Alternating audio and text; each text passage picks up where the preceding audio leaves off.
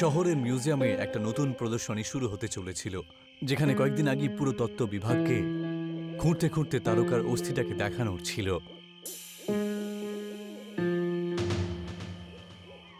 এই অস্থির ব্যাপারে মিউজিয়ামের সিকিউরিটি গার্ড অর্জুন আর জয় কথা বলছিল। জানো, এই তত্ত্ব বিভাগ খোঁড়ার সময় এই অস্থিটা পেয়েছে, জানো তো? সবাই বলে যে প্রাচীন যুদ্ধকালীন নাকি যারা মারা গেছে সেটা কোনো অসুরের যুদ্ধ অস্থি। তার নাম নাকি তারকা, জানো তো? যার মৃত্যু ভীষণ যুদ্ধের সময় হয়েছিল। ও নাকি খুব শক্তিশালীও ছিল। ওই অস্থিটাকে দেখার জন্য লোকজনের ভিড় চলে আসতে পারে, জানো তো? তা ঠিকই বলেছিস, আমাদের কাজ বাড়তে চলেছে। তার মানে এমনি দিন না শুধু কাজ করতে থাকো, এখন আবার ওভার টাইমও। আরে এসব ব্যাপারে পরে কথা বলবো স্যারের সাথে।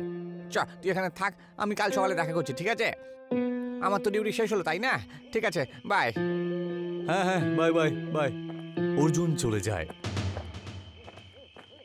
মিউজিয়ামের ভেতরে রেখা, যে মিউজিয়ামের কিউরেটর ছিল, সে নতুন প্রদর্শনী তৈরি করার দায়িত্বে ছিল সব সময়ের জন্য। সেই রাত্রে অমাবস্যার রাত ছিল, আর পুরো মিউজিয়ামে অদ্ভুত একটা নিরিবিলি ছড়িয়ে পড়েছিল। রেখা নাইট শিফটে ছিল।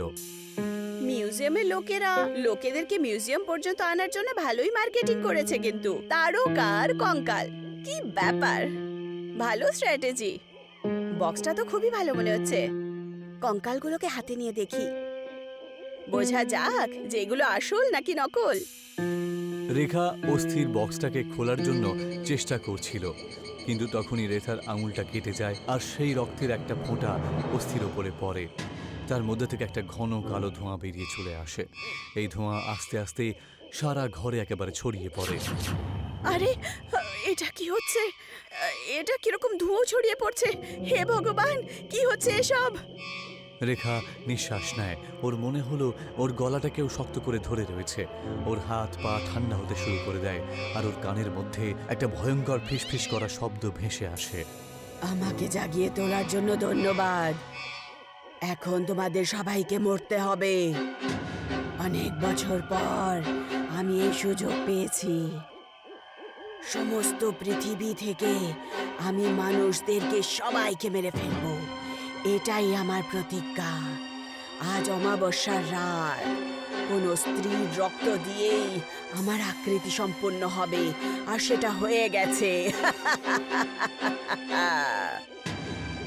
তুমি তুমি কে গো?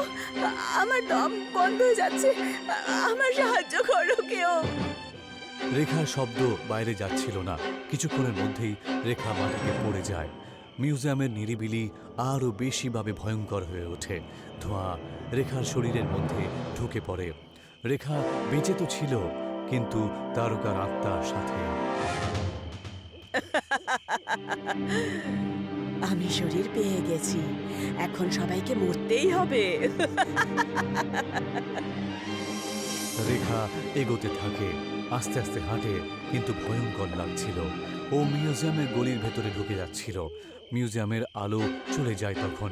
চারিদিকে ঘন অন্ধকার ছড়িয়ে পড়ে। গালিয়ারের ভেতরের দিকটাতে নিতা, মিউজিয়ামের নাইট ম্যানেজার, নিজের টেবিলের ওপরে বসেছিল। আবার লাইট চলে গেল। শিট! এই মিউজিয়ামের লাইটের না কোনো ভরসা নেই, কখনো আসে আর কখনোই চলে যায়। এখন কাজ কি করে করব বাবা? কতবার বলেছি এটা রিপেয়ার করো, কিন্তু ম্যানেজমেন্ট তো আমাদের কথাই শোনে না। নিতা নিজের টর্চটা তুলে নেয় আর গলির দিকে এগোতে থাকে। আর যেই ও বাইরে বেরোয়, তখন দেখে ও একটা অদ্ভুত, একটা ঠান্ডা হাওয়া বুঝতে পারে সে। ও একটা অদ্ভুত ধরনের কিছু বুঝতে পারে। কোনো ভালো করে লক্ষ্য করে, তখন সে কিছুই দেখতেও পায় না। কে ওখানে? অন্ধকার প্রচন্ড। রেখা, তুই আবারই আর কি মারছিস, তাই না? রেখা সবসময় মজা করা স্বভাব তো ছিল, যেটা ও জানতো। যখন কোনো উত্তর সে পেল না, তখন আরও এগিয়ে যায়। ওর টর্চের আলো রেখার ওপরে পড়ে। রেখা, তুই আর কি মারিস না কিন্তু। তুই সবসময় এরকমই করিস বাবা। এইবার আমি ভয় পাবো না। নাটক বন্ধ করা, আমার সাথে চল। যেই নিতার সামনের দিকে এগোয়, তখন রেখা নিজের গর্দান ওর দিকে ঘোরায়। ওর চোখের ভেতরে লাল ঝলমলেটা নিতাকে আটকে দেয়। তোর কি হয়েছে রেখা? দেখ না নিজেকে, এরকম করিস না। তোকে দেখে আমি ভয় পাবো না কিন্তু। রেখা কোনো কিছু না বলে ওর দিকে এগিয়ে যায়। ও ওর চাল এতটাই আস্তে আর ভয়ঙ্কর ছিল যে নিতার লোম দাঁড়িয়ে যায়। রেখা, কি হয়েছে তোর? তুই ঠিক আছিস? কিন্তু রেখা ওর প্রশ্নের কোনো উত্তর দিচ্ছিল না। নিতা পিছিয়ে যাওয়ার চেষ্টা করছিল, কিন্তু ওর পা দুটো জমে যায়। রেখা মরে গেছে, আর তুইও মরবি। আমি তোকে ছাড়বো না। না, আমাকে ছেড়ে দাও। রেখা নিতার গলাটাকে শক্ত করে ধরে নেয়। রেখা এখন দানবী শক্তিতে রূপান্তরিত হয়েছিল। সমস্ত মানুষদের মরতেই হবে। রেখা এক ঝটকাতেই নিতার গর্দান ভেঙে দেয়। নিতার শরীর ওইখানেই পড়ে থাকে। মিউজিয়ামের পুরো বারান্দাতে নিতার চিৎকার ছড়িয়ে পড়ে। সিকিউরিটি গার্ড জয়, যে গেটের সামনে দাঁড়িয়ে লক্ষ্য রাখছিল সবকিছু, সে অবাক হয়ে যায়। এটা এটা তো নিতা ম্যামের ছিল শব্দটা। এসব হচ্ছেটা কি? ও সঙ্গে সঙ্গে দৌড়োয় আর টর্চ নিয়ে ভেতরের দিকে দৌড়তে শুরু করে দেয়। যখনই ও মেন বারান্দায় গিয়ে পৌঁছয়, ও ফোনে দেখে যে নিতার একটা লাশটা পড়ে রয়েছে। ওর চোখ একেবারে ছানা বড়া হয়ে যায় তখন। ঈশ্বর, এসব কি হচ্ছে? আমার এখান থেকে পালিয়ে যাওয়া উচিত, আমার খুব ভয় করছে। ও ভয় পেয়ে ওখান থেকে যেই ঘুরে যাচ্ছিল, তখনই ওর টর্চের আলোটা রেখার ওপরে পড়ে। রেখার সেই ভয়ঙ্কর চেহারা দেখে লাল ঝলঝল করা চোখ আরো বেশি ভয়ঙ্কর দেখতে লাগে। রেখা আস্তে আস্তে ওর দিকে এগিয়ে আসে। তুইও পালানোর চেষ্টা করিস না, কিন্তু তোর অন্ত এখানেই হবে। জয়ের শরীরে রক্ত একেবারে জমে যায়। ও ভয়ে 2-3 পা পিছু পা হয়ে এগিয়ে যায়। রেখা, তুমি তুমি তুমি তুমি ঠিক আছো তো? এইসব তোমার কি হয়েছে? রেখার এখন নেই। আমি তারকা, আর তোরা সবাই আমার হাত থেকে বাঁচবি না। আমাকে আমাকে ছেড়ে দাও। ও জয়ের গলাটাকে শক্ত করে ধরে আর এতটাই জোরে দেওয়ালের মধ্যে ছুঁড়ে মারে যে ওর ওখানে মৃত্যু হয়ে যায়। আমার সামনে যে মানুষই আসবে তাকে মরতেই হবে। পুরো তত্ত্ব বিভাগের রেনুও মিউজিয়ামে উপস্থিত ছিলেন, যে তারকা প্রজেক্টের ইনচার্জ ছিলেন। নিতার চিৎকার শোনার পরে রেনু নিজের ক্যাবিন থেকে বাইরে বেরোয় আর তারকার অস্থিদের ওই ঘরটাতে যায়।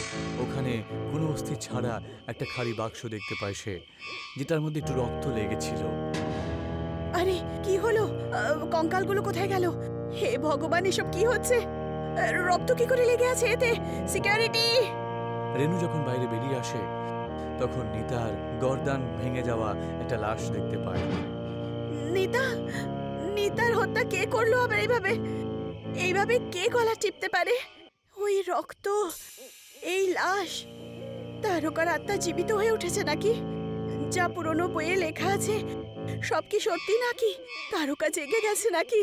যদি এরকমটা হয় তাহলে ও সবাইকে মেরে ফেলবে।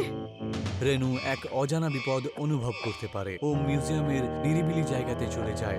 হঠাৎ করে রেনু পেছন থেকে একটা অদ্ভুত আওয়াজ শুনতে পায়। রেনু! ও পেছন ঘুরে তাকায় যে ওখানে কিন্তু কেউ ছিল না। রেনু আস্তে আস্তে পা বাড়ায়। ও জানতেই পারে না যে রেখা মৃত্যুর রূপে ওর পিছু নিচ্ছে। আমাকে সকাল পর্যন্ত এখানেই লুকিয়ে থাকতে হবে। কিছুক্ষণ পর্যন্ত নিজেকে বাঁচাতেই হবে। মিউজিয়ামের একটা অন্ধকার কোণে রেনু পুরনো কাঠের আলমারির পেছনে লুকিয়ে যায়। তারকা আস্তে আস্তে বারান্দার মধ্যে ঘুরতে থাকে। ওর ওই লাল জলজলে চোখ দুটো আর বড় বড় নখ দুটো হাতগুলো যে কাউকে ভয় দেখানোর জন্য যথেষ্ট ছিল। আমি জানি তুই এখানে আছিস। পালানোর চেষ্টা করিস না যেন। তুই আমার হাত থেকে বাঁচবি না। রেনুর চোখ থেকে জল বেরোতে শুরু করে দেয়, তবে ও হার মেনে নেয় না। ও অন্য দরজা দিয়ে পালানোর চেষ্টা করতে শুরু করে দেয়। যেই আলমারির পেছন থেকে ও বেরিয়ে আসে, তারকা বুঝতে পারে যে কেউ একজন চলছে।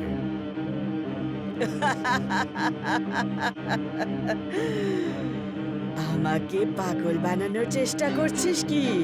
চল তাড়াতাড়ি আমার সামনে আয়। রেনু নিজের পুরো শক্তি লাগিয়ে মিউজিয়ামের অন্য একটা ঘরে পালিয়ে যাওয়ার চেষ্টা করে। ও দরজাটা বন্ধ করে দেয় আর চারিদিকে তাকাতে থাকে। এই মিউজিয়ামের একটা ভান্ডার কক্ষ ছিল, যার মধ্যে পুরনো তলোয়ার, ঢাল আর মূর্তি রাখা ছিল। তারকা ঘরের মধ্যে চলে আসে। আমি বলেছিলাম না পালাস না, এখন তোর খেলা শেষ, তোকে মরতে হবে। রেনু একটা মূর্তির মাথা তুলে নিয়ে তারকার দিকে ছুঁড়ে মারে, কিন্তু তার কোনো লাভ হলো না। তারকা রেনুর গলাটাকে নিজের হাতটা বসিয়ে দেয়।